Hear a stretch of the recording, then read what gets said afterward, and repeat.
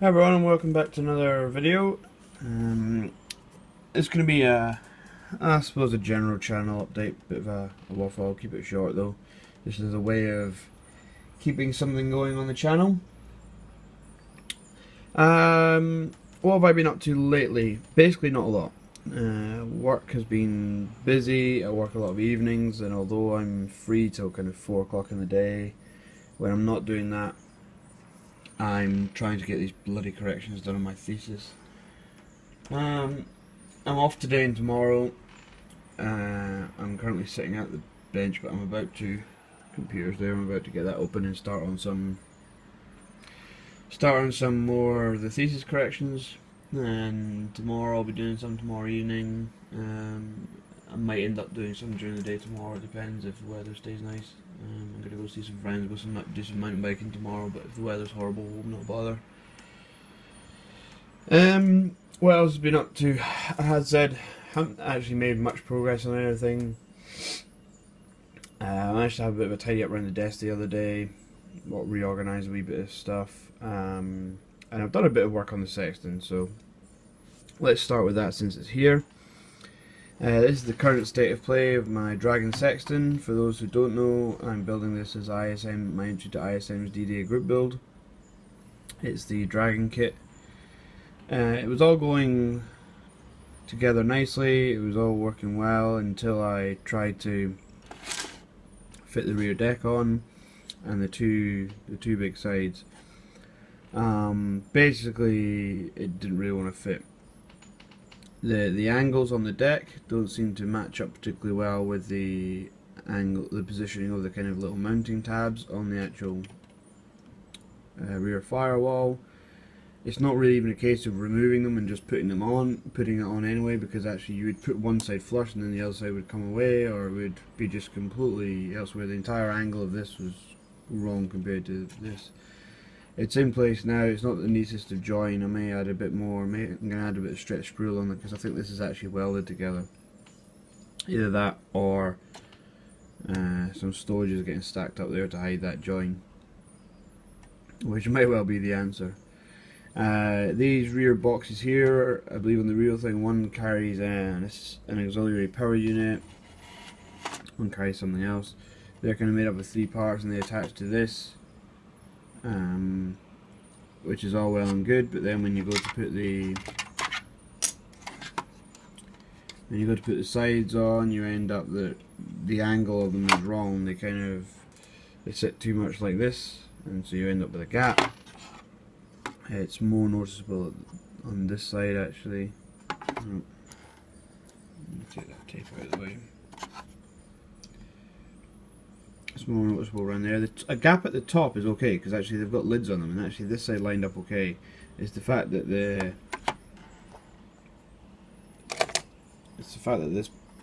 this plate here sits proud of this part here.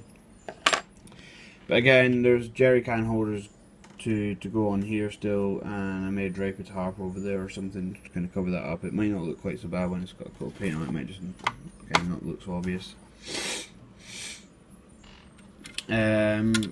That bit keeps breaking. The inside is partially primed. I will prime the rest of it. The interior is actually going to be painted the same colour as the exterior anyway. But if I stick the front on, as you can see, it's going to be more difficult to paint down in the driver well and stuff. So I'll leave that off for now. Get that sprayed up, get it painted, get the inside of this built up. There's parts to go on for the driver on the right hand side there. Get them on, get that painted and sprayed separately, and then glue it all together to make sure that I've got everything painted.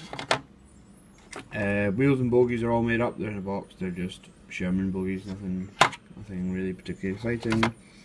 Apart from the kind of fit issues with the sides, which I've kind of got past that stage now, it should kind of build up okay now, and I should be able to carry on. I got a bit demoralised with it. So I've started on the kind of gun cradle there.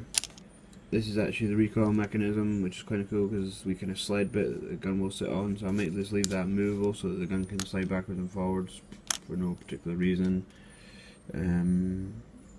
It's nicely detailed, nice rivets, nice part. I've got the other side here, which has basically got the gunner seat and all the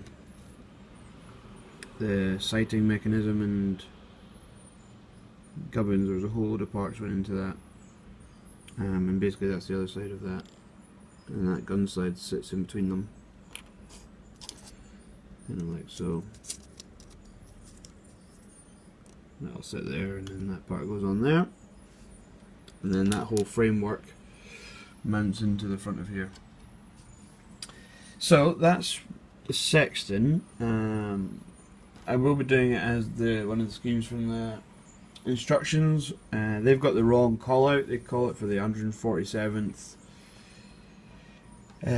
Essex Yeomanry Royal Horse Artillery, but that's actually wrong. The vehicle, the markings that it says are for a vehicle from that unit are actually for a vehicle from the 90th Field Regiment. So that's what I'll be doing instead. They also landed. They were part of the same division. Oh, well, they weren't part of the same division, but they landed at the same place. The 147th were a real unit, and they did have sextons, but it's just that the kit doesn't actually have the markings for a vehicle from that unit, although it says it does. They landed at the same place and supported the same. They supported the division which had the 90th as part of it. So for D-Day, etc., I can still use it and whatnot. So that's fine. So that's the sexton. Next, other than that, I haven't worked on anything. The F-15 is still up there, untouched since the last time. I have had a tidy up on the shelf, so I got my thinners and stuff there. These need to just go away. My kind of foam block, which has various parts for the F-15 in it. Other work in progresses, a couple of little things that'll probably stay there for a long time, and up on top that is the A10. So around here, I was running out of space. I had a basket like this sitting up here which had all my Vallejo paints in it, but I basically bought more and therefore ran out of space in it. So now that shell's got I've got more Citadel paints than that, but I don't use any of them. They're the kind of ones that I'm ever likely to use, and I'm using less and less of them. So cut with pipettes and photo etch placer in it, parts for models I'm working on, again just random stuff, photo etch frets I'm using currently, and little parts from other models which need to just go away. This basket, some Tamiya paints, primers, varnish, Mr. Surfacer, microcrystal clear, some weathering powders and whatnot all kind of live in there, glues down the middle there. They are used for cotton buds. Disposable shot glasses, make good mixing cups. Little toolbox, so kind of just small tools, old paintbrushes I use.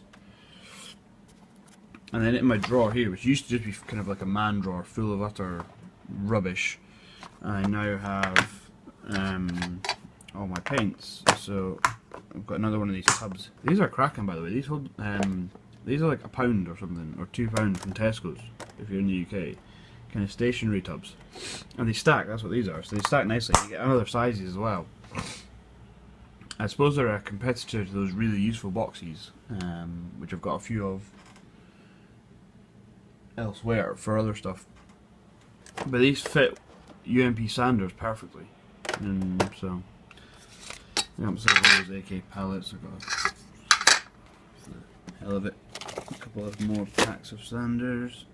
So although my desk's in the way, which is really annoying, so actually I can't really open this all the way, but basically what I have here is the full set of MIG filters, white tops, various AK. These are actually AK Interactive. The ones with the labels are ammo, but you know, I'm gonna lie, that track wash is probably exactly the same as the AK track wash.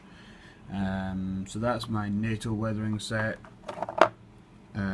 So there's the rain streaks, there's a filter, there's a dark wash for NATO camo, then I've got track wash, fuel stains, I got a dust set, so I think that's the one that's got light dust.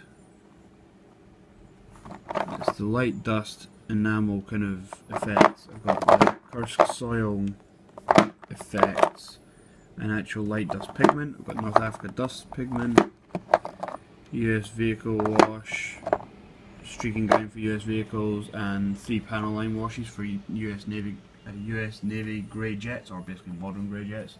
because I've got the F-15, I've got the F-16, I've got a Eurofighter which will be grey. A couple of Vallejo pigments, UMP washes, life colour sets. One of them's a US Navy ship set, one of them's the flesh set. The yellow tops in there are the ammo tyres and tracks set, and the rest is just Vallejo model colour Vallejo Air.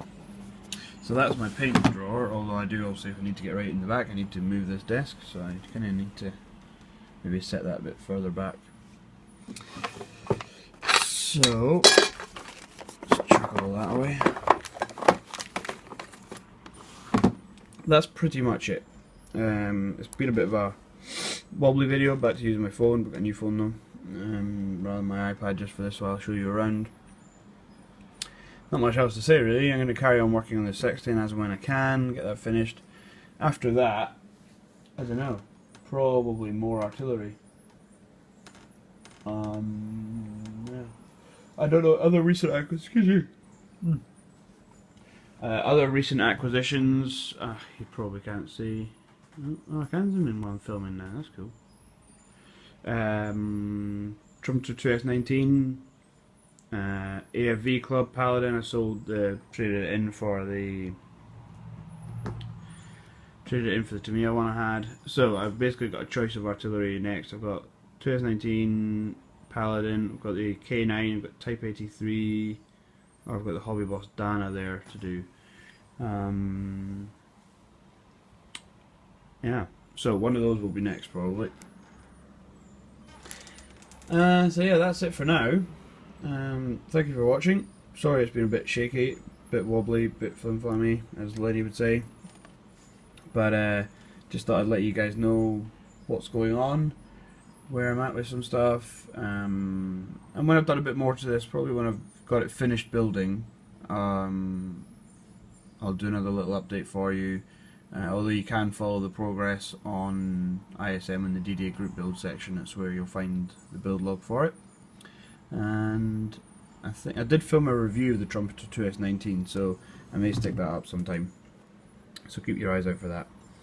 Thanks for watching, and I'll see you in the next video. Cheers, bye now.